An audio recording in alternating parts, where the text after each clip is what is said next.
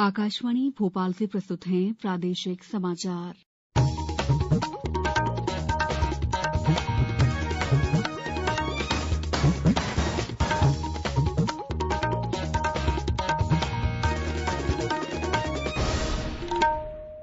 नमस्कार, समाचारों के साथ मैं दीपा सिंह। सबसे पहले मुख्य समाचार। उच्चतम न्यायालय ने कहा, निर्धारित प्रतिबंधों को छोड़कर किसी भी नागरिक की स्वतंत्र अभिव्यक्ति के अधिकार पर कोई अन्य प्रतिबंध नहीं लगाया जा सकता। प्रधानमंत्री नरेंद्र मोदी 29 जनवरी को सुबह 11 बजे आकाशवाणी पर मन की बात कार्यक्रम में देश विदेश के लोगों के साथ अपने विचार साझा करेंगे। मुख्यमंत्री भू आवासीय अधिकार योजना के अंतर्गत कल टीकमगढ़ जिले के 10,500 परिवारों को मिलेंगे 120 करोड़ रुपए मूल्य के भूखंड। और प्रदेश भर में ठंड से कांपे लोग, घने कोहरे ने बढ़ाई परेशानी, भोपाल सहित कई जिलों में बदला स्कूलों का समय। अब समाचार विस्तार से। उच्चतम न्यायालय ने कहा है कि किसी मंत्री के बयान को परोक्ष रूप से भी सरकार का बयान नहीं कहा जा सकता, चाहे सामूहिक जिम्मेदारी के सिद्धांत को ही क्यों न लागू किया जाए। 5 सदस्यों की संवैधानिक पीठ ने कहा है कि संविधान के अनुच्छेद 19(2) के अंतर्गत निर्धारित प्रतिबंधों को छोड़कर किसी भी नागरिक की स्वतंत्र अभिव्यक्ति के अधिकार पर कोई अन्य प्रतिबंध नहीं लगाया जा सकता। न्यायमूर्ति एस अब्दुल नजीर, बी.आर. गवई, ए.एस. बोपन्ना, वी. राम सुब्रमण्यम और बी.वी. नागरत्ना की 5 न्यायाधीशों की संविधान पीठ ने कहा है कि धारा 19(2) के अंतर्गत प्रावधानों की व्यापक व्याख्या की गई है।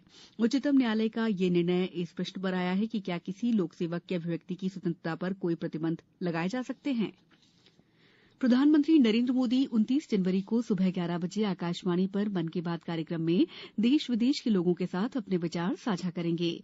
ये मासिक रेडियो कार्यक्रम की 97वीं कड़ी होगी। प्रधानमंत्री ने इस कार्यक्रम में संबोधित किए जाने वाले विषयों पर लोगों से उनके विचार साझा करने को कहा है। लोग नमो ऐप या माई गव ओपन फोरम में अपने सुझाव साझा कर सकते हैं। वे टोल फ्री नंबर 1800-11-7800 के जरिए भी प्रधानमंत्री के लिए अपना संदेश हिंदी या अंग्रेजी में रिकॉर्ड करा सकते हैं। प्रधानमंत्री इस महीने की 27 तारीख को परीक्षा पे चर्चा के 6वें संस्करण में विद्यार्थियों, शिक्षकों और अभिभावकों के साथ संवाद करेंगे। इसकी जानकारी शिक्षा मंत्री धर्मेंद्र प्रधान ने दी। भारतीय विशिष्ट पहचान प्राधिकरण UIDAI ने लोगों को परिवार के मुखिया की सहमति के आधार में अपना पता ऑनलाइन अपडेट करने की एक विशेष सुविधा की शुरुआत की है। इससे उन लोगों को मदद मिलेगी जिनके पास आधार में अपना नया पता अपडेट करने के लिए स्वयं के नाम का कोई वैध दस्तावेज नहीं है। नई व्यवस्था के अंतर्गत राशन कार्ड, मार्कशीट, विवाह प्रमाण पत्र, पासपोर्ट जैसे उन दस्तावेजों को प्रस्तुत किया जा सकता है जिसमें आवेदक और परिवार के मुखिया दोनों के नाम और रिश्ते का उल्लेख हो। यदि रिश्ते को प्रमाणित करने वाले दस्तावेज भी उपलब्ध नहीं है तो UIDAI द्वारा निर्धारित प्रारूप में परिवार का मुखिया स्वघोषणा प्रस्तुत कर पता बदलने का आवेदन कर सकता है। नगरीय विकास और आवास विभाग के उपक्रम मध्यप्रदेश अर्बन डेवलपमेंट के मुख्यालय में जल प्रदाय और सीवरेज परियोजना में जियोग्राफिक इन्फॉर्मेशन सिस्टम GIS की उपयोगिता पर चर्चा की गई। इस अवसर पर प्रमुख अभियंता दीपक रत्नावत ने कहा है कि GIS के उपयोग को प्रदर्शित करते हुए एक मॉडल स्कीम तैयार की जानी चाहिए जिससे अन्य परियोजनाओं में उस प्रतिरूप को लागू किया जा सके। मुख्य अभियंता विजय कुमार गुप्ता ने कहा है कि सभी परियोजना प्रबंधन सलाहकार फर्म के GIS विशेषज्ञ आपस में समन्वय कर टीम भावना से इस दिशा में कार्य करें। चर्चा में परियोजना इकाइयों के परियोजना प्रबंधक वर्चुअल माध्यम से जुड़े रहेंगे। समाचारों में वक्त है ब्रेक का। ये समाचार आप आकाशवाणी भोपाल से सुन रहे हैं। हमारे समाचारों को अब आप कभी भी और कहीं भी अपनी सुविधा के अनुसार सुन सकते हैं। ये समाचार बुलेटिन YouTube, ट्विटर और फेसबुक पर AIR न्यूज भोपाल पेज पर सुने जा सकते हैं। इसके अलावा आप हमारी वेबसाइट newsonair.com पर या AIR न्यूज ऐप पर भी समाचार सुन सकते हैं। ब्रेक के बाद समाचारों में आपका एक बार फिर स्वागत है। मुख्यमंत्री भू आवासीय अधिकार योजना के अंतर्गत कल टीकमगढ़ जिले के 10,500 परिवारों को 120 करोड़ रुपए मूल्य के भूखंडों का वितरण होगा। मुख्यमंत्री शिवराज सिंह चौहान ने कहा है कि 4 जनवरी का दिन गरीब कल्याण के लिए स्वर्ण अक्षरों में लिखा जाएगा। ऐसे गरीब भाई बहन जिनके पास रहने की जगह नहीं है उन्हें निःशुल्क प्लॉट उपलब्ध कराए जाएंगे। मुख्यमंत्री ने कहा है कि ये अपने आप में अद्भुत योजना है। योजना में जमीन का पट्टा पति पत्नी के नाम पर होगा। उन्हें कोई प्रीमियम नहीं देना होगा। जमीन पूरी तरह से निःशुल्क मिलेगी और भूखंड के साथ बाकी योजनाओं का लाभ भी मिलेगा।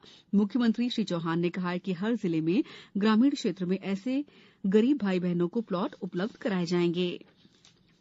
17वां प्रवासी भारतीय दिवस 8 जनवरी से इंदौर में आयोजित होगा। प्रवासी भारतीय सम्मेलन के मुख्य अतिथि गुयाना के राष्ट्रपति डॉक्टर मोहम्मद इरफान अली होंगे।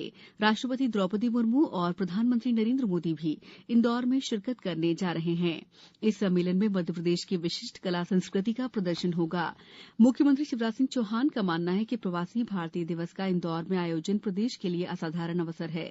इससे इंदौर और मध्यप्रदेश का कद दुनिया में बढ़ेगा।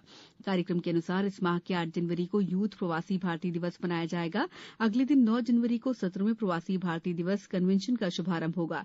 10 जनवरी को समापन होगा। इंदौर में 11-12 जनवरी को ग्लोबल इन्वेस्टर्स समिट भी होगी।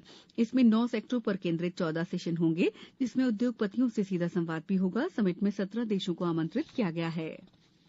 खंडवा में Madhya Pradesh power generating company limited की श्री सिंगाजी ताप विद्युत परियोजना ने नए साल के पहले दिन कोल रैक से कोयला अनलोडिंग करने का नया कीर्तिमान रचा है। श्री सिंगाजी ताप विद्युत गृह में 1 जनवरी को प्राप्त सभी 14 रैकों से रेलवे द्वारा निर्धारित किए गए समय से आधे घंटे पहले ही खाली कर लिया गया।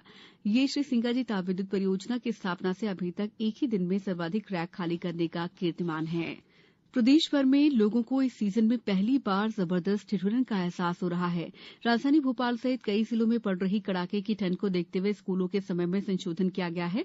भोपाल के सभी स्कूल और आंगनबाड़ी केंद्र अब सुबह 9:30 बजे से शुरू होंगे। कई जिलों में भी स्कूलों के समय में बदलाव हुआ है। मौसम वैज्ञानिकों के अनुसार अगले 2 दिनों तक इसी तरह मौसम बना रहेगा।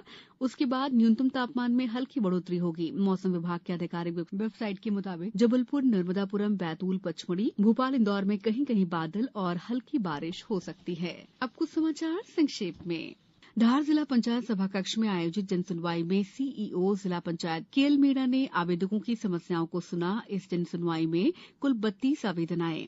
अशोकनगर में मिलावट से मुक्ति अभियान चलाया जा रहा है, जिसके अंतर्गत खाद्य पदार्थों, दूध डेयरी सहित किराने के सैंपल लिए जा रहे हैं।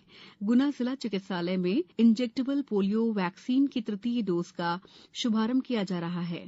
तृतीय डोज 9 से 12 माह के शिशु को एमआर टीके के साथ दिया जाएगा। बैतूल जिला पंचायत के मुख्य कार्यपालन अधिकारी अभिलाष मिश्रा ने विकासखंड भीमपुर के स्कूलों का आकस्मिक निरीक्षण किया। इस दौरान अनाधिकृत रूप से अनुपस्थित पाए जाने पर 2 शिक्षकों को निलंबित कर दिया गया है। देवास में शहरी स्वास्थ्य कार्यक्रम के आउटरीच गतिविधियों के अंतर्गत शहरी प्राथमिक स्वास्थ्य केंद्र में 2 दिवसीय स्वास्थ्य शिविर का आयोजन किया जा रहा है।